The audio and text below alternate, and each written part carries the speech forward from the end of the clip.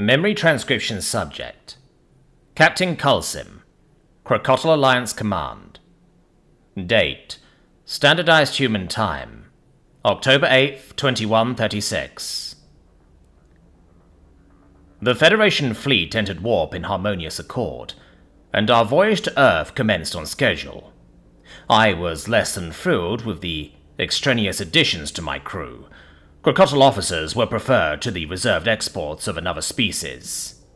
Our diplomats stressed that this was an interplanetary effort, and forced my talons.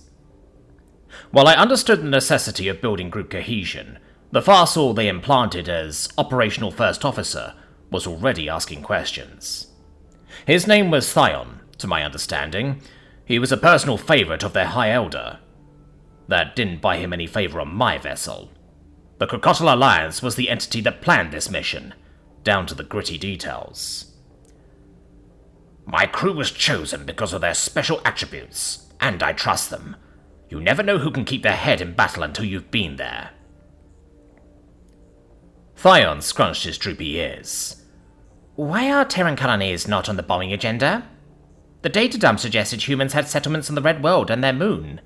There's research outposts in the gas giant moons, asteroid mining operations, orbital telescopes, and... I get it, but Earth is the priority, I replied. Other than military installations, the rest can be cleaned up afterwards. The farcel wiped the mucus from his nose. The plans for a follow-up operation should be drawn up now. We have to stay prepared. What is there to prepare for? The Predators can't muster a semblance of our numbers. I puffed my feathers out in a display of intimidation. You know, Thion, I much prefer Jana as my XO. She doesn't nitpick everything. You keep strange company, Kalsim. There's something wrong with Jala. She seems... off.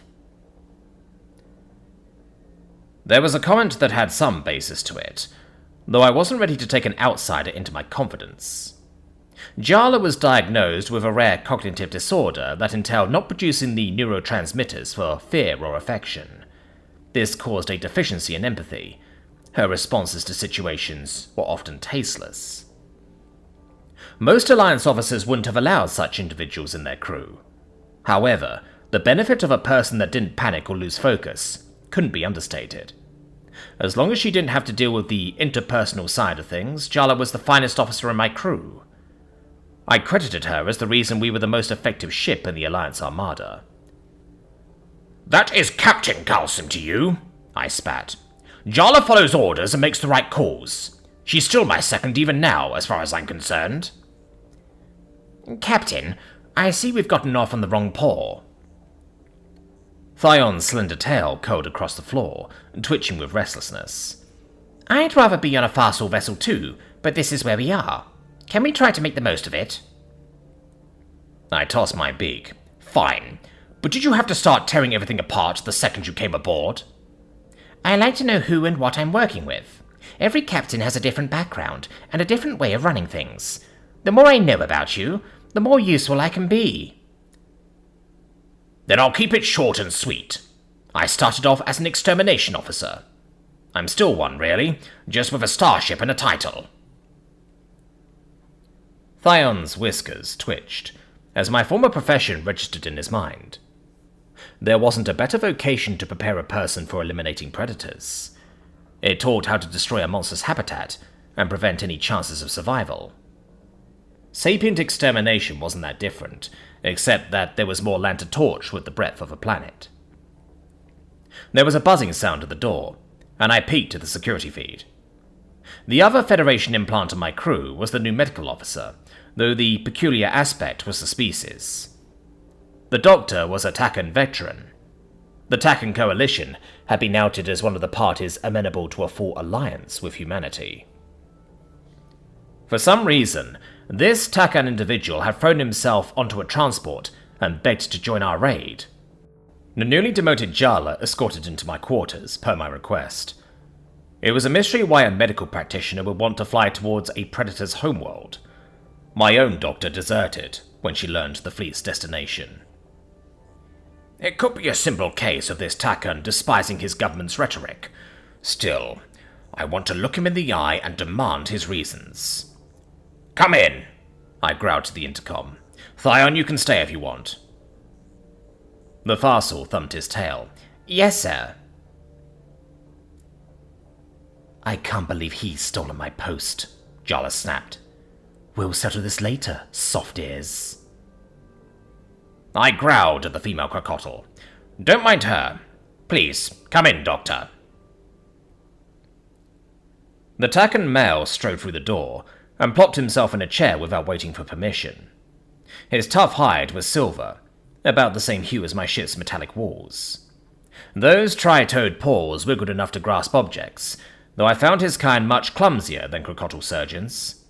Few species compared to how well our talons could sink into or wrap around things. I jabbed a talon at the doctor. What is your name? Zan, sir. All right. Tell me, what is a Takan doing, volunteering for a mission like this? I squawked. When I landed on Arthur to share that the Godric cradle was annihilated, I discovered that my species betrayed the Federation in my absence. It was horrifying. Shameful. Captain, I want to put an end to this alliance permanently. I nodded my beak and contemplated his words. If we return from deployment to find the alliance cozying up to predators, it might push me to renounce my assistantship as well. Then again, a doctor shouldn't have devoted his entire life to extermination. Why would Zahn feel compelled to take such drastic measures? Wait, if I may, you were stationed in Godget space? Thyon interjected. Zahn swished his tail. Yes, I was working under Captain Sovlin. We were the first vessel to encounter a human. My eyes snapped toward him. I heard. Everyone heard. What you lot did was cruel and disgraceful. I don't know that I want you on this ship. I beg your pardon, Captain. It was a human, not an actual sapient. That abominable freak deserved to rot for eternity. All predators do. The captive Terran pilot in their custody could no longer pose any threat, yet Sovlin and his lackeys granted it the slowest death possible. Extermination teams were swift and surgical when our services were needed.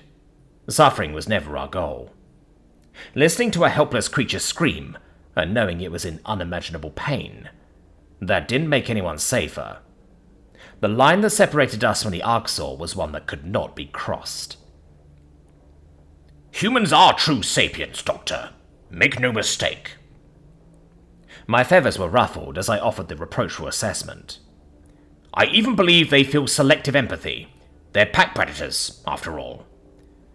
I'm surprised to hear you say that, Thyon muttered. Why? Because I used to be an extermination officer? Zahn blinked in surprise.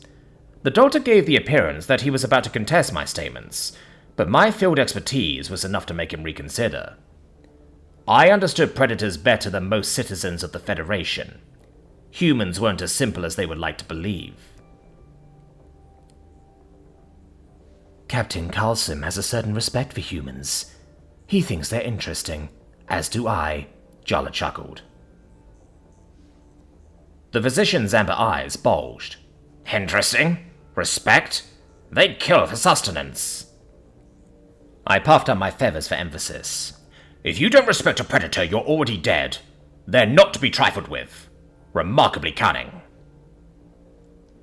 The Farsal officer tilted his head. Your tone is almost reverent. Wouldn't someone with your skill set hate predators? Thyon, you shouldn't hate humans. They can't help that they're a disease, that they infect everything they touch. Bacteria don't choose to be bacteria, and predators don't choose to be predators. They just are. So what are you saying? It sounds like you don't believe in this mission, Zahn snarled. Sure I do, but it shouldn't be about hatred. I don't derive any pleasure from killing billions. Only a predator should. You should feel sorry for the humans and be grateful that we were not born in such an accursed form. The doctor recoiled, and I could see indignation brewing in his eyes. The company this Captain Sovlin kept seemed like an extension of his own undisciplined behavior. It must have been difficult for Zahn to witness the cradle's destruction, but his current behavior was unhinged. I wouldn't want this Takan cutting me open if my life was in the balance. You pity a creature that is incapable of pity. It's ironic, Jala remarked, a sharp glint in her eyes. Thion's nostrils flared. Hey, I'm not following either, Captain. Why do you support wiping humanity out if you feel sorry for predators? Few understood how terrible it was to pour gasoline on a youngling as it cried for its mother's milk. The first time I found a nest of predator pups, the guilt of killing them nearly caused me to quit. They were tiny, innocent, and untainted by their parents' atrocities.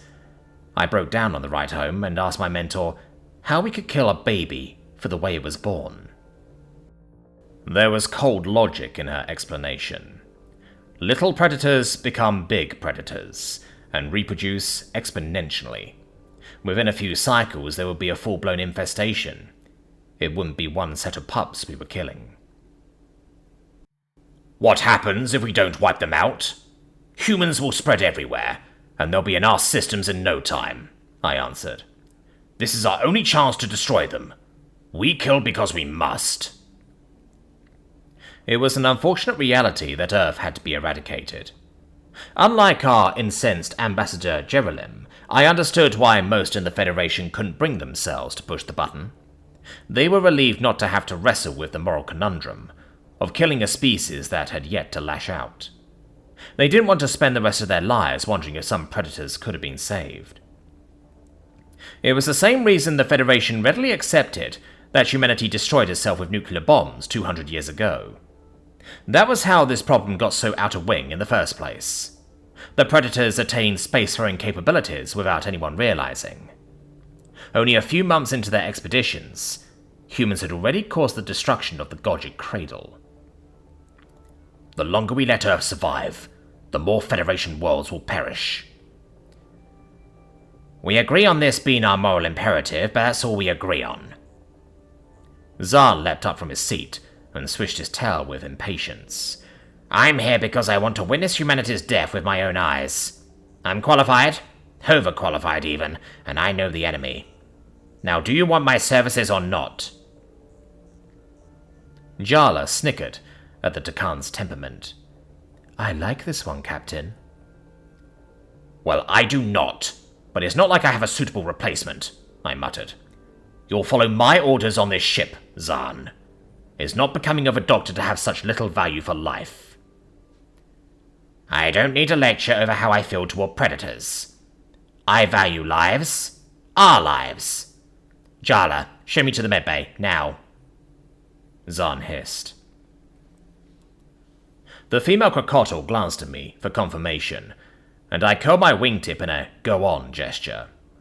Something told me I needed to keep a close eye on the doctor. The kind of person that delighted in death and suffering would never have intentions that I could trust. Besides, it was a bad omen when the crewmate who took a shine to Zahn was a sociopath. That was an unpleasant discussion. What do you think, Thyron? I asked. The Fossil hesitated. I think I have your back, sir. That's not what I'm asking. If you're going to be my XO, then I expect you to speak freely behind closed doors. Frankly, I've seen what happens after predators hit a world as well. There's nothing to feel remorse over. I'll sleep better when this mission is done. Understood. Let's head to the bridge, and keep watch for any Terran ambushes. My heart felt heavy as we set off together, and I wondered where my crew fell along the moral spectrum. Thyron missed the distinction between his feelings and Zahn's, though perhaps he would realize in time. Unlike the Doctor, the first officer was motivated by reasons that had nothing to do with the humans. His concern was the suffering he witnessed and any future threats, rather than pure vitriol. That was the correct rationale for the destruction of Earth. This fleet would succeed in its duties, because there was no other option for our survival.